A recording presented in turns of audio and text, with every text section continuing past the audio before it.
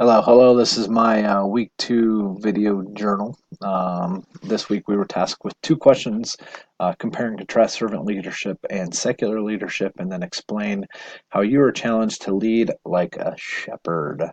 We'll just tackle the first one in with the compare and contrast the servant leadership style to the secular leadership style.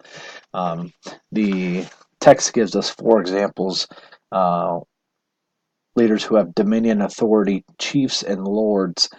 Those are somewhat self explanatory, but the one that I think is somewhat confused and gets confused within Christian leadership and servant leadership is the one of dominion. A lot of people think that um, you have potential control over people, even as a servant leader sometimes, even though you are serving them and your intentions might be correct. You think that you still have control and you want that control over them, which is is of the flesh, really, as they explain it a little bit later, and as Scripture explains it. The only thing that you can control really is I like to call ape, your attitude, your preparation, and your execution.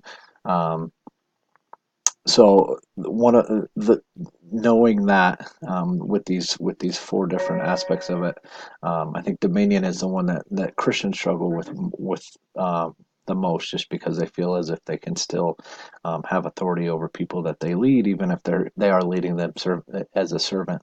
The authority figure again is making people underneath you feel less, and letting them know that you are an authority. A chief means that the chief literally means you're in first place, and as we know in the Bible, those who are first are last, and those who are last are first.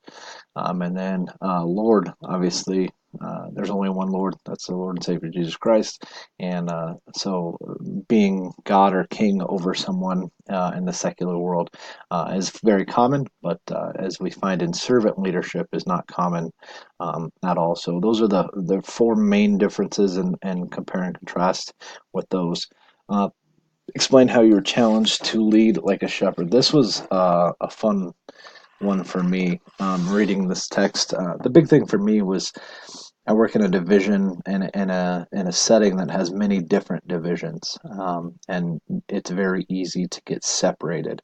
But the main point, in my opinion, in this reading was that there is one flock and one shepherd. No matter what, it's the church and the believers of Jesus Christ, and then the shepherd is Jesus. And so, no matter where you work, whether you work in a secular world or in a Christian aspect, we are all one flock, and we are all being led by one leader.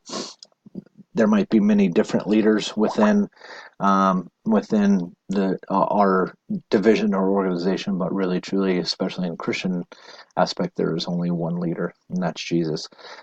Having worked in the secular world, trying to be more of a shepherd, this challenged me as far as leading people to Christ. I have led people and have been a part of leadership teams in a secular world that don't necessarily do that, that don't lead people to Christ. And having that point of view, if I ever do step foot into the secular world again, it will be key for me, is knowing that um, we are all here to seek and save what was lost, just as Jesus had said. But at the same time, we are all here to be shepherds, and point people to the ultimate shepherd, which is great. So, those are my 2 cents and uh, my discussion and my journal for week two. Thanks. Have a great day.